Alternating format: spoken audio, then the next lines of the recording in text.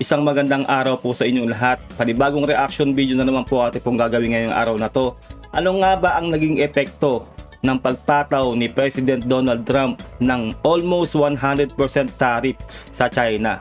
Malalaman po natin ngayon kung ano ang katotohanan. Mula po ito sa China Observer. Kung hindi ka pa nakasubscribe sa ating channel, mag-subscribe ka na para ma-update ka kapag po naglalabas tayo ng itong reaction video. Simulan na po natin to, panoorin natin. Let's do this.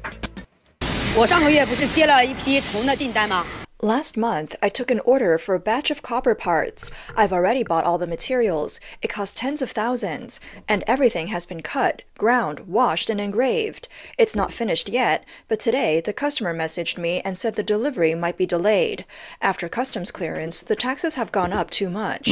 A TikToker who works as a bulk trade supplier shared in his video the huge pressure he's under after the sudden increase in U.S. tariffs. 订单量5000多万美金，今年我们订单已经排到了26年的5月份。 Our orders are worth over 50 million US dollars. This year, we're already booked through May 2026. But with this 30% tariff hike, the impact on us is huge. If you're a small startup, it's not such a big deal because you don't ship enough to fill an entire container. But for us, it hits hard. Our profit margins in bulk trading are already razor thin. Now with a 34% tariff, it's like getting knocked to the ground. Sipin nyo ha, 34% tariff pa lang yung nararamdaman nila na yan. Pero ganyan na sila kahirap. No, real talk po, ang totoong naapektuhan po rito yung mga mismong mamamayan ng China na nag-i-invest o nag-aano ng trabaho o yung mga negosyante, sila talagang tinatamaan dito. Isipin nyo hindi pa almost 100% na tariff ang pinataw ni Donald Trump, no? Hindi pa effective yon. Pero itong 34% tariff pa lang nila, hirap na po ang mga ordinaryong negosyanteng Chinese, no? Sinasabi nga po ng China, di ba, na hanggang huli ay lalaban sila dito sa tariff war ng US. Pero ito po talaga ang katotohanan na ang talagang naapektuhan yung mga ordinaryong negosyante na Chinese. He said the only thing he can do for now is wait. His backup plan is to ship through third-party warehouses in other countries. That's the only way forward. On April 7th, the owner of a clothing factory posted a video saying the entire foreign trade apparel industry in China is filled with anxiety.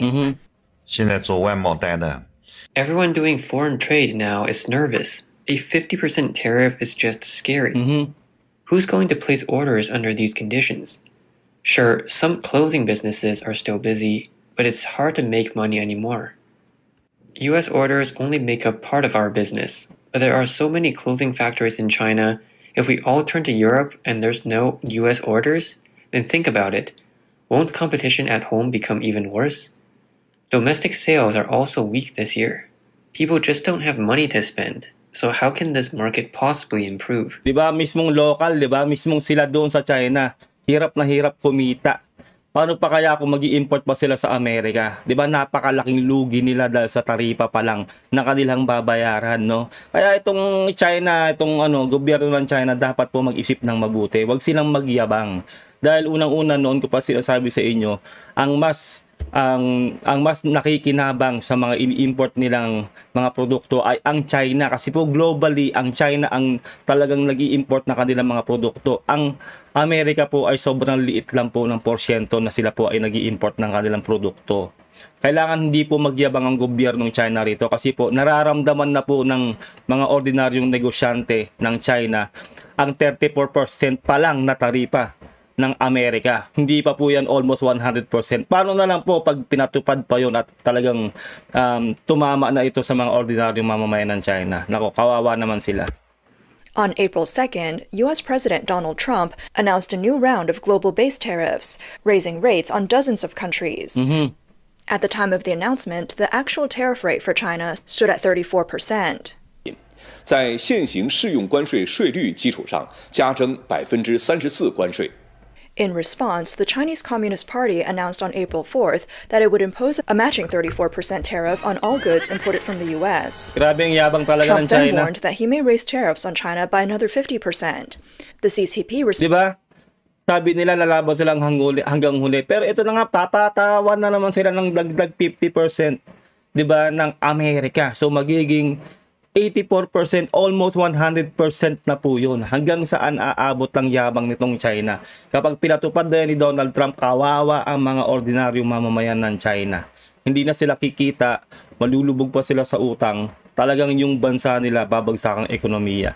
Dahil real talk po, alam na alam nyo po yan, lahat po ng brand, kahit po itong mga suot natin, damit, mga gadgets, ay made in China. Sila po ang mismong nag-aangkat ng kanilang produkto sa iba't ibang bansa, hindi ang Amerika. Kaya mas maapektuhan ng tariff war na to ang China. Real talk po yan. Responded by saying it's ready to fight to the end. While the Chinese government is showing a tough stance, many businesses in China are already feeling the pain. On April 7th, a TikToker filmed a clothing factory that had shut down and said the clothing industry is in serious trouble. Grabe, nag-shutdown sila dahil lang sa 34% na taripa pa lang yan. Ganyan na po katindi ang epekto sa mga negosyanteng Chinese, no? Ay nako, tong China ng gobyerno talaga sobrang ganid. Palibasa nga naman, di ba? Hindi sila yung nasa laylayan. Alam niyo yung ibig sabihin, di ba? Hindi sila yung mahihirap o yung mga ordinaryong mamamayan na sumusugal lang para kumita ng pera. Di ba po? Talagang mga negosyanteng maniliit yan, matinding tatamaan. Tignan niyo yung factory na yun, halos magsara na. Sa 34% pala na taripa. All the machines in his factory are about to stop. He said this year is going to be incredibly tough. That same day, another TikToker posted a similar scene, workers moving goods around inside a clothing factory. He wrote that as soon as the US swung its tariff hammer, the impact finally hit the apparel industry. His factory originally had orders scheduled through the end of July, but now over 6,000 down jackets have been put on hold, and their ready-to-ship products are piling up in the warehouse. Diba? Hindi na ma-ship dahil sa mahal ng taripa. Diba? Buti na lang yung garments yan, hindi nabubulok basa-basa. Kung pagkain yan, wala na, panis na, pati yung pera nila naglaho na, di ba? At least may ibebenta pa yan kung sakali sa ibang market. Kaso nga lang kung ibebenta nila yan locally, wala rin bibili dahil sinabi nga kanina, di ba, wala rin pera yung mga Chinese sa mismong bansa nila dahil sa crisis nila sa kanilang ekonomiya. Di ba kaya nga sila nag-i-invest sa ibang bansa? Di ba kaya sila nag-i-import dahil wala na nga rin silang kinikita sa sarili nilang bansa. Tapos eto pa, malaki pa yung kanilang gobyerno na papalag dito sa Amerika. Malaki po kasing malaking pinagkukuhanan talaga nilang import ay ang Amerika. Napakalaki po ng Amerika. Kaya kung mawawala talaga yung Amerika sa sirkulasyon ng import ng mga produkto ng China, ay talagang bumabagsak talaga ang ekonomiya nila. He said both offline and online sales are struggling this year. Even live stream selling isn't working anymore. With sluggish consumer demand and weak domestic sales, the foreign trade slowdown is pushing more exporters into the domestic market, creating even more excess production. He said this year's apparel industry is like a pressure cooker that could blow at any moment. This isn't just panic, it's worse than during the pandemic. Many clothing business owners may lose everything they've built over a lifetime. Grabe na, worse than pandemic. Ibig sabihin, mas mahirap yung kalagayan nila ngayon kaysa nung nag-pandemic. Diba? Ibig sabihin, talagang bagsak talagang ekonomiya nila dahil dito sa tariff war na to. At syempre, yung gobyerno nga nila, hindi man lang tinitingnan kung anong sitwasyon ng mga nasa laylayan, yung mga mamamayan nila, no? Talagang ang yabang-yabang, nakikipagkompetensya talaga dito sa Amerika. Pero eto na po, ramdam na sa China ang kagagawan ng kanilang gobyerno na imbis na mag-concede sila, no, na makipag-usap sila ng maayos sa Amerika, ay nakikipagkompetensya pa sila.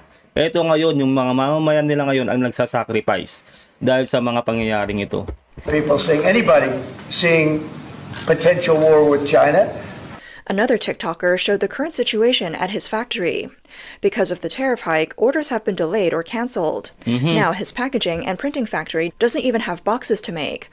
All he can do now is clean the factory. Grabe. A TikToker shared a video saying that after the US increased tariffs, the impact on China's foreign trade is obvious. He mentioned that when he flies, there are hardly any Westerners on the plane, mostly people from Africa. Also, when entering the US, Chinese people face especially strict security checks. I'm at Guangzhou Baiyun Airport right now, and the flight is about to take off. This tariff increase is really affecting China. If you look around, you can see there are almost no white faces here, mostly African brothers.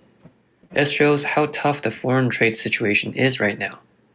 When I went through customs, they saw my yellow skin and Chinese passport and gave me a hard time. Diba? Ayan na po talagang epekto ng ginagawa ng gobyerno ng China. Imbis kasi ito po yung sasabihin ko sa inyo.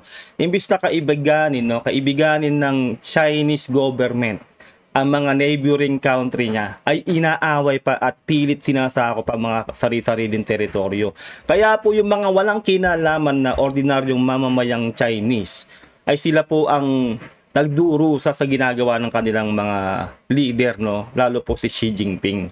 Kahit saan po sila magpunta, binibigyan na tuloy sila ng hard time. Iba na yung tingin sa kanila. Sa atin lang po, di ba? Lahat po ng mga pogo, lahat ng pa sa Chinese ka, talagang binibigyan na rin ng hard time. Hinuhuli pa yung iba. Talagang ini-inspect ng mabuti. Baka nga mamaya, spy talaga. Kasi po di po natin maidi-deny na hindi naman po talaga lahat ng mga Chinese ay mga masasama.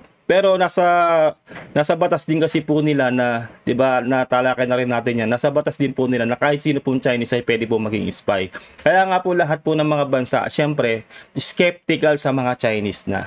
Lalo pang pinagdurusa ng gobyerno ng China ang kanilang mga mamamayan dahil ang haba o ang yabang talaga ng leader nila na talagang ayaw magpatalo kahit kanino, lalong-lalo na sa Amerika. Ngayon, nagdurusa tuloy ang kanilang mga mamamayan.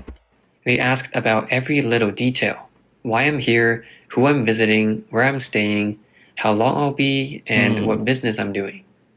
Traveling abroad is already hard, and now people like me in foreign trade have to face Trump's 54% tariff hike and random checks. On April 6, a female owner of a laser cutting factory, Liu Ting, posted a video saying that manufacturing in China is going to get even harder, and she plans to sell off her 30,000 watt equipment. 是的，你们没有听错，我可能要把去年4月份买的大图的激光要准备出掉了。 Yes, you heard me right. I might have to sell the laser equipment I bought last April. I don't need to explain. You can probably guess why. The economic environment is bad, and the trade war has already started. Soon, all manufacturing businesses, especially small ones, will face bankruptcy. Di ba? Kawawa po talaga yung mga small time businesses. No, magsasara ng ganun-ganun lang. Siyempre, mga equipment na yan, mahal yan. Siyempre, hindi na mapapakinabangan kaya kailangan nilang ibenta. So, mababankrupt talaga sila. Ganyan ang epekto ng ginagawa ng China. This is not an exaggeration, it's the reality. She also said that starting this month, all manufacturing businesses in China will face an unprecedented winter. More and more companies will go bankrupt, lay off workers, and downsize. Many manufacturing owners will end up with insufficient funds and will not survive. Cases in banks, law firms, and courts will pile up. Tapos ang yabang-yabang ng mga balita ng China, di ba? Yung balita nila, no, grabe daw yung increase ng ekonomiya nila, no? Ganun Ayaw nilang ipakita yung totoong nangyayari. Ito ngayon, nakikita natin yung totoong pangyayari na mismo sa mga mamamayan ng China. Ayan ang nangyayari. Sila ay nababankrupt, nagsasara yung mga negosyo, talagang walang buhay mismo sa kanilang bansa. Kahit magbenta sila sa mismong lokal o sa kanilang mga kapwa Chinese, hindi rin sila bibilin. Kumbaga hindi rin talaga anin yung mga produkto nila kasi wala ngang pera, walang kita. Kaya wala talagang mangyayari sa ginagawa na to ng gobyerno ng China. Kapag nagmataas pa sila lalo, ito ang kahinat na nila, no? 100% tariff, yari talaga ang mga ordinaryong mamamayan ng China. The TikToker estimates that all manufacturing business owners are currently in an anxious, confused, and helpless state. Particularly for factories that relied on foreign trade orders, the shrinking foreign demand and declining domestic demand are making it difficult. Many small business owners can't sleep because of worries and fear. They're afraid all the years of hard work will go to waste. They fear they won't be able to pay employee wages or cover rent and utilities. The TikToker revealed that with electricity costs for her equipment already reaching her limit, she has decided to sell her 30,000 watt laser equipment. On April 8th, a TikToker from Zhejiang shared a video saying that she suddenly realized the U.S. tariff increase has also severely impacted non-exporting manufacturers. 浙江这边的厂，这个关税加上去之后。 How big of an impact has the tariff increase had on local factories in Zhejiang? I run a small factory and don't deal with foreign trade, so I'm not sure how much it would affect me. But I've noticed that my upstream suppliers who export raw materials haven't received any orders for a long time. Diba? Kahit yung hindi ng mga nag-e-export, diba? Naapektuhan din. Siyempre may mga supplier nga sila na nag-e-export o nag-i-import ng kanilang produkto. Siyempre hindi makakarating sa kanila yon dahil nga hindi rin magbabayad ng ganong kalaking taripa yung mga yan. Siyempre mautak din yung mga yan, diba? Kung kung ibabayad lang nila ng ganung kalaking taripa, lugi na. Siyempre, yung mga supplier nila na yan, hindi makakarating sa kanila yung supply. 'Di ba? Dahil sa laki ng taripang babayaran. Kaya maapektuhan din po yung mga pabrika na hindi nag-e-export ng kanilang produkto. Grabe, no? Grabe po to. Kaya kailangan gumawa ng matinding pakikipag-usap ang Chinese government dito sa Amerika. Wag na silang magmayabang, dapat magbaba sila ng pride. Dahil hindi naman totoong ang naapektuhan yung gobyernong China eh. Ang naapektuhan dito yung ordinaryong mamamayan ng China. Kawawa po sila rito. Not even one container has shipped out. When they can't get orders, they try to switch to domestic sales. Now, people at their factories are still working non-stop, running around to try to make domestic sales. So when they get involved in the domestic market, doesn't that just drag the domestic factories into it too? Everyone's getting caught in the spiral. And in the end, we'll all collapse together. The impact is really huge, and some people probably haven't realized it yet. Whether it's the impact on their foreign trade or on our factories that don't deal with foreign trade, it's all very significant. Tama. On April 7th, a TikToker from Foshan visited a newly built factory district and recorded footage of the vacant and neglected factory buildings. He said, "Look at these factories that were just built last year. Now I can't even find a single person. There are no cars or people on the road. Some of these factories are single-story and others have multiple floors. The landlords spent nearly 1 billion yuan to build these. Just a few years ago, these beautiful buildings were all leased out by middlemen. You had to wait in line to rent a factory space. But now, there isn't a single customer coming to view the space." Grabe, no? Dati dumog daw. Kumbaga talagang pipila ka pa para makapagrenta lang ng lugar dyan sa lugar na yan. Pero ngayon, kumbaga parang ghost town. Walang operation dahil nga ron sa taripa na ipinataw ng Amerika dito sa China. Yun na nga bang sinasabi natin, no? Nako, Chinese government, mag-isip-isip kayo. Although, syempre, kayo hindi kayo tunay na naapektuhan, dapat tinitingnan nyo rin yung mga ordinaryong mamamayan nyo na lalo nagbabayad sila ng tax. Diba? Ganun eh. Dapat talagang titingin ka muna doon sa mga tunay na naapektuhan ng mga tarif war na yan. The new factory buildings behind me haven't even been renovated yet because the landlords are afraid of spending money if no one rents them. With the manufacturing industry in decline, every industry is struggling. He recalled that some Chinese companies moved to Southeast Asia to avoid the US-China trade war a few years ago. Now, this new wave of tariffs is a heavy blow to those companies because some countries have even higher tariffs than China. Kaya hindi po pala tayo talaga pwedeng magtaka kung bakit nagkalat sa Southeast Asia ang mga Chinese. Particularly sa atin din, no? Nagkalat po ang mga Chinese sa atin dahil umiwas pala sila talaga sa taripa na yan. Dahil sa atin mababa ang tarif nila, di ba, ng mga Chinese. Sa Amerika kasi talaga matindi ang taripa nila. Kaya ang dami palang Chinese talaga na nag-migrate sa Southeast Asia. No, syempre, survival of the fittest yan eh. Gagamitin mo yung utak mo eh. Kung mananatili ka sa China, ay mamamatay ka sa gutom. Kahit na may pera ka pa, kapag nag-invest ka, wala ring pupuntahan dahil lahat po ng produkto nila halos doon ay ini-import po nila sa ibang bansa. Sa taripa pa lang nababayaran nila ay lugi na sila. Sobrang laki ng taripa, lalo po ngayon yung inimpose na yan ni Donald Trump. Hindi pa nga po nila nararamdaman yung 80+% na taripa. Isipin nyo, no? Kapag naramdaman na nila yan, lalo na. Hindi ko lang po alam, no, kung pwede magwelga dyan sa China, kung magwelga sila dyan sa kanilang gobyerno, no? Pero kung sa atin yan, nako, talagang nag-people power na ang mga Pilipino kung ganyan ang mangyayari sa atin. He questioned where these companies should go next, stay in Southeast Asia, move back to China, or shift to Africa. On April 7th, Ms. Gong, a manager of a Bluetooth headphone export company in Guangzhou, told Radio Free Asia that most companies in Guangdong that used to trade with the US have stopped accepting orders due to tariff barriers.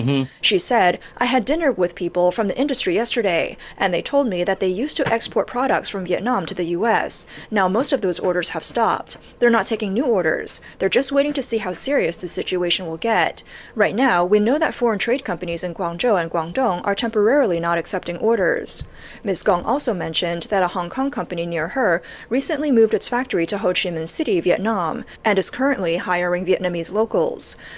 However, the sudden... Ganun yung ginagawa talaga nila eh, diskarte. Di ba? Pupunta sila sa bansang walang taripa ng Amerika na ganun kalaki. At pag-hire sila ng mga lokal ng bansang yun para makaiwas sila sa malaking taripa. No? Utak talaga ginagamit nila.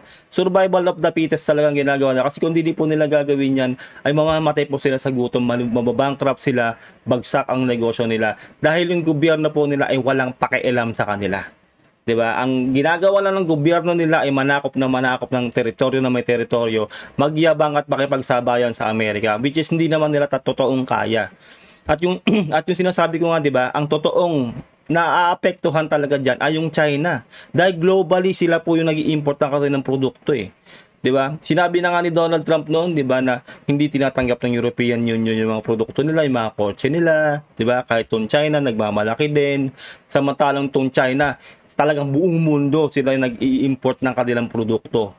Kaya eto nga, kung mawawala ang import ng China sa Amerika dahil sa taripa, bagsak talaga ang ekonomiya ng China. Ramdam na yan sa 34% pa lang ngayon ng mga ordinaryong Chinese sa China. But an increase in U.S. tariffs has put the factory in a difficult position.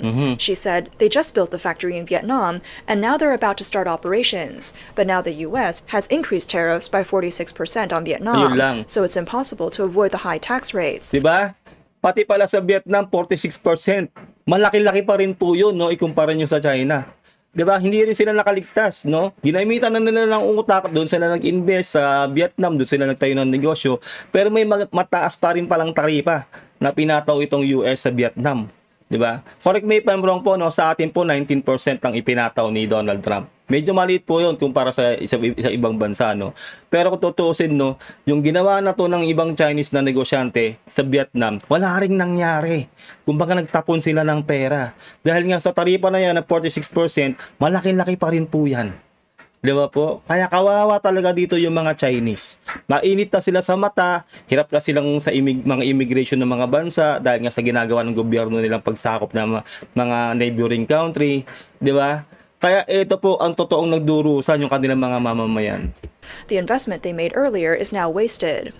According to Trump's announced plans, the U.S. will implement differentiated tariffs on different countries and regions, with China at 34%, the EU at 20%, Taiwan at 32%, Vietnam at 46%, Switzerland at 31%, the UK and Brazil at 10%, and Japan, South Korea, and India at 24%. Additionally, Trump announced a minimum 10% tariff on all goods entering the U.S. However, on April 7th, U.S. Treasury Secretary Scott Bessent stated that nearly 70 countries have already reached out to the U.S. to discuss negotiations on Trump's latest tariff policy. Diba dapat ganun eh? Diba, nakita nyo, sinabi kasi sabi lang, marami ng bansa ang nakipag-usap kay Donald Trump para mapagnegosasyon, para ibaba yung kanilang taripa. 'Di ba? Pero itong China, nagmamayabang pa, sumasabay pa sa US, no? Nagpataw sila ng 34% na taripa.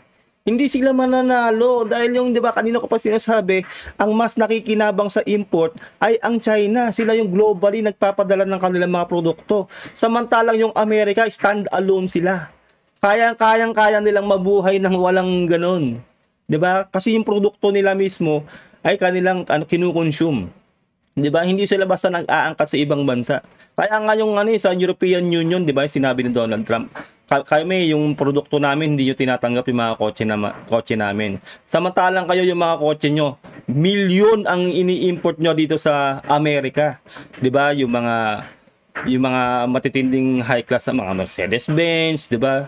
Yung mga ganung mga brand sa Europe. Kaya nga po pinatawan din na mataas na taripa ni Donald Trump yung European Union, 'di ba? Yung Europe, 'di ba? Kaya ito po yung talagang matinding mangyayari diyan. Lahat po ng bansang hindi susunod sa gustong mangyari ni Donald Trump ay papatawan talaga na mataas sa taripa. At yung mga nagmamalaking bansa tulad itong China ay nako maghihikaw siyan sa bandang huli. Ito po ang unang-unang giyera talaga sa taripa na ginawa ng Amerika. Dahil dito pa lang sa tariff war na to, mahihirapan na ang ekonomiya ng China. Paano pa kaya kung magigera pa? Wala na, bagsak na po talaga tong China.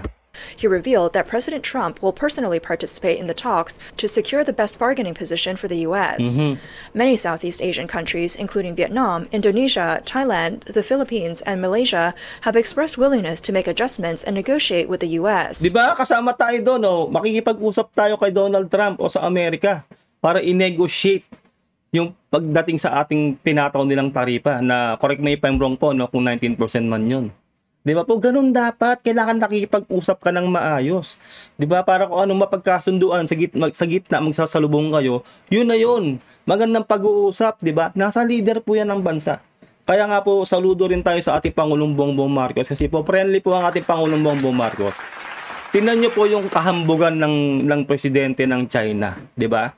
Ang taas ng ng PC niya, 'di ba? Grabe. Pakikipagsabayan siya. Sige, laban tayo hanggang huli, lalabanan natin yung tariff war ng Amerika. Pero hindi kasi niya nakikita yung mga ordinary mamamayan niya, yun ang nahihirapan kasi hindi naman siya maapektuhan noon eh. Yung mga nasa laylayan talaga na maapektuhan. Despite Vietnam's proactive efforts to reduce U.S. import tariffs, the White House refused to offer reciprocal concessions, citing non-tariff cheating. U.S. Trade Advisor Peter Navarro recently said that Vietnam's issue lies in non-tariff methods, such as Chinese products being exported via Vietnam and the theft of U.S. intellectual property. His comments highlighted that the Trump administration not only sees tariffs as a tool to resolve trade imbalances, but is also trying to prevent country of origin laundering. Kumbaga, alam din pala ni kasi nga, negosyante yan eh, businessman niya si Donald Trump, alam niya yung panglalansi, 'di ba? Yung lolokohin siya, 'di ba? Sabi nga niya, no, hindi uubra 'yon na mag-import kayo o mag-ano kayo ng business sa Vietnam para makaiwas kayo sa taripa namin. Eh hindi nila alam, ang utak si Donald Trump, na alam niya na 'yan. Nagagawin ng China 'yan, yung mga ganyang diskarte. Kaya walang lusot talaga. Kasi nga yung leader ng ngayon ng Amerika ay negosyante legit, bilyonaryo na businessman. Alam niya ang parot-parito o kumbaga yung kalakaran dyan sa business. Kaya hindi nila mauutakan ito si Donald Trump. And reshape global manufacturing and supply chains.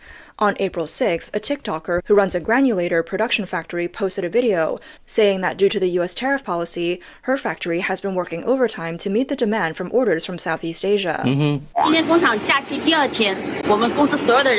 Today is the second day of our holiday, but all our staff have been urgently called back to the factory to work overtime because of the tariff increase. Last night, our Southeast Asian customers called, asking us to hurry up and produce and ship. The boss said we should prioritize foreign orders. The big factories we work with are also working non-stop. I don't know what's going to happen next. Do you understand what this means? Some viewers commented under the video, saying, once these orders are done, there won't be any more orders. This is the last deal. This is the final flurry before the factory shuts down. Grabe, no? Huling order na raw yun. Hindi pa sigurado kung talaga makapag-deliver sila. Kasi nga, nag-overtime na sila kasi minamadali na sila ng mga ng mga susuplayan nila sa Southeast Asia dahil sa taripa na yan. Kaya pag na-deliver man nila yan, baka huli na yan at mag-shutdown na raw ang kanilang factory, no? Nakakalungkot ho talaga itong ginagawa ng China. Grabe. Nagmamalaki kasi ang kanilang gobyerno. Rushing to finish orders overnight, then pulling out when the business ends. After the U.S. announced the 34% tariff increase on Chinese goods, the People's Daily published a series of articles over 3 days, strongly criticizing the U.S.'s unilateral abuse of reciprocal tariffs, while stating the sky will not fall. However, it's clear that Chinese industry is feeling pessimistic. Reports from Chinese media indicate that Chinese manufacturers, foreign trade businesses, third-party intermediaries, and U.S. buyers are all struggling in this tariff battle. Some are reworking their costs overnight and engaging in price wars. Others are changing product specifications and shipping methods, while some are rushing to fulfill orders in an attempt to minimize losses before the new tariffs take effect. Di ba? Hindi pa nga kasi na-implement yung panibagong tariff na pinato ni Donald Trump na magiging 84%. Di ba? Yung 34% pa lang yung nararamdaman nila na yan, hirap na sila. Eh paano kung mag-implement na yung dagdag taripa ni Donald Trump dyan sa China? Wala na talaga. Baka maging ghost town na yung China. Baka lahat po ng mga Chinese na negosyante ay mag-migrate na sa ibang bansa, particularly sa Southeast Asia o sa mga bansang maliliit ang taripa. Di ba po? Kaya mararamdaman yan ng gobyernong China kapag talagang nawala na talaga yung kanilang mga mamamayan nagsilayasan na sa China. Kasi po, mulat sa pulpa, bagsak na po ang ekonomiya ng China. At itong China, lagi nilang binabalita na grabe yung ekonomiya nila, nagbo-boom yung ekonomiya nila. Yun po lagi nilang binabalita puro fake news. Pero ito po yung katotohanan, no, mismong mga mamamayan ng China ang nahihirapan sa mga ginagawa na to ng gobyerno nila. One foreign trade owner said, no matter what, with these tariff hikes, the biggest losers are the business people. Tama. Mr. Zhu, an e-commerce entrepreneur from Jiangsu, told Radio Free Asia that the U.S.'s high tariffs on China will lead to the collapse of many e-commerce businesses. He said, "We are definitely affected. The impact is huge, and there's basically no profit left. We just can't keep doing business. Many e-commerce businesses in Jiangsu and Guangdong can't operate anymore. Everyone's in poverty now. The time of hunger and instability is coming. Just the other day, I met an elderly man in his 80s who was cursing the leaders, saying they've ruined this country." Diba? Minumura na nila yung leader nila kasi nga sa ginagawa niya sa bansa nila. Diba? Isipin nyo, komunistang bansa yan, pero ganun na yung nararamdaman nila dahil sa ginagawa ng kanilang leader. Grabe kasi ito si si Xi Jinping Isipin nyo, di ba, hindi niya iniintindi yung mga sitwasyon ng kanyang mga mamamayan. Selfish siya. Gusto niya lang manakop ng bansa, manakot ng ibang bansa para sakupin. Di ba? Laging ganun yung gusto niyang gawin, no, manakop. Gusto niya maging number 1 sa buong mundo. Dito pa lang sa tariff part, di na sila mananalo Dahil yung mismo mamamayan na, hirap na Di ba? Paano pa kaya pag maging 100% pa yung taripa nila? Wala na talaga. Wala na silang pag-asa. Tapos sabi nila, gera pa sila. Saan sila kukuha ng ipopondo nila sa mga kanilang mga armas o sa kanilang mga equipment? Di ba? Wala silang pagkukuhanan dahil bagsak na po ang ekonomiya nila. Kaya po yung sinasabi nila na pag nagsimula yung China, kawawa yung ibang... Hindi po. Walang katotohanan yon dahil sa taripa pa lang o dito pa lang sa ekonomiya nila bagsak na. Paano nila popondohan lahat ng mga yan? Di ba po, yung travel pa lang ng mga mga sandata nila, yung mga gasolina pa lang ng mga yan, syempre milyon yan gagasusin dyan. Saan nila kukunin yung kung bagsak ang ekonomiya nila? Kaya ito po nasisilip kong strategy ni Donald Trump, no? Pababagsakin niya ang ekonomiya ng China para hindi lalong makagalaw ang China. Na yung binabalak nilang gerahin, lalo na po yung Taiwan, parang imposible pong mangyari yun. Kasi noon pa po, isipin nyo noong araw pa yan, bakit hanggang ngayon hindi nila masimulan na gerahin yung Taiwan? Kasi takot din sila.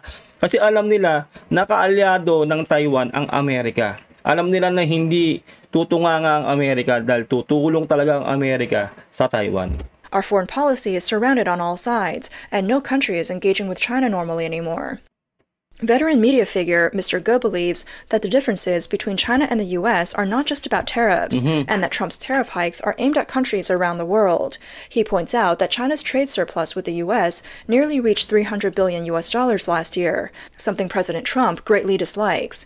He added that U.S.-Vietnam trade can be resolved through negotiations between the leaders of the countries, including lowering tariffs on Vietnamese products entering the U.S. Dapat talaga itong Vietnam din ay totoong makipag-usap kay Donald Trump. Para magsalubong sila sa totoong magandang presyo ng taripa na yan, no? Kasi nga, yun ang nasisilip ni Donald Trump ginagawang gateway ng China o ng China itong Vietnam para sa taripa nila. Pero syempre alam ni Donald Trump yan 'Di ba hindi magpapautak yan, negosyante yan. Alam niya yung ganong diskarte. Hindi niyo ako mauutakan kahit gawin niyo yan, nandiyan kayo mag-invest sa Vietnam. Ito, taripa 45%, 'di ba? Yung pinato ni Donald Trump sa Vietnam. Kaya wala rin silang lusot. Malaki pa rin yung babayaran nila na taripa kahit na doon pa sila magpatayo ng mga factory nila sa Vietnam. But this is not the case for China. He said, in comparison, the trade war is definitely more disadvantageous for China because China depends heavily on the US market. Diba? Yun nga po sinasabi natin, diba? Nakadepende pala ang China mismo sa Amerika. Diba? Lagi kong sinasabi sa inyo, kanina ko pa sinasabi, mas nakikinabang ang China sa kanilang import ng kanilang produkto sa Amerika kaysa ang Amerika ang makinabang sa China. Hindi po ganoon Hindi nga po nag-export ng o nag-import ang Amerika sa China onting-unti lang Hindi pa nga pinapayagan ng China yung mga produkto nila 'Di ba? Samantalang noon, ang daming produkto nang nasa Amerika na mga Chinese product. Ngayon, eto na.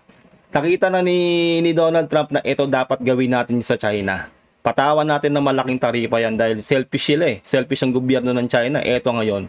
O ngayon, nagsuffer ngayon yung mga ordinaryong negosyante ng China. Kaya talagang dapat mag-isip na rito yung China habang maaga pa.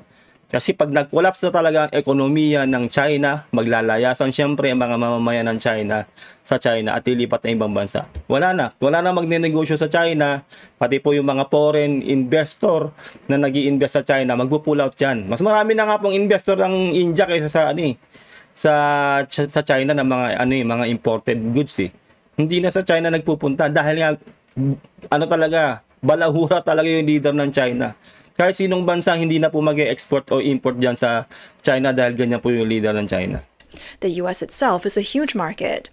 The key issue is that after China made the first move, no other countries followed, which is probably the most troublesome problem for China. If Vietnam successfully negotiates with the US and benefits from it, it will attract many other countries to follow suit and negotiate as well.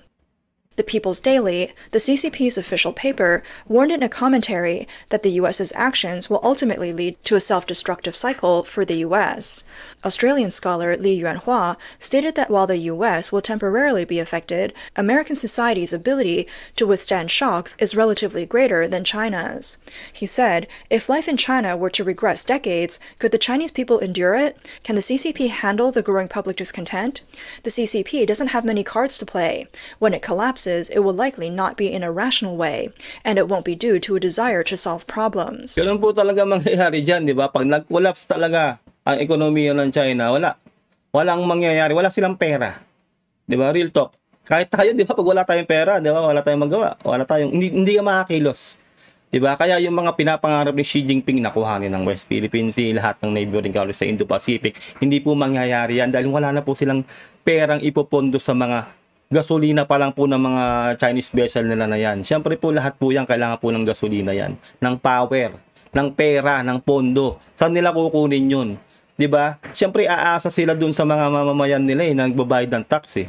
Tapos babagsak pa yung ekonomiya nila dahil po sa taripa. Dahil wala na po talagang tatanggap ng produkto nila eh. Diba? Hindi na sila makapag-import o mag-import man sila, hindi naman sila susugal na bayaran nila yung ganung kalaking taripa. Diba? Mas maliit yung balik sa kanila o yung kita nila. Diba? Alam niyo po yung gusto kong sabihin eh. Kaya ito talaga yung ginagawa ng China na to ay hindi po maganda dahil kawawa po yung mga mamamayan nila. In a rare move, there has been criticism within China against the CCP's countermeasures against the US.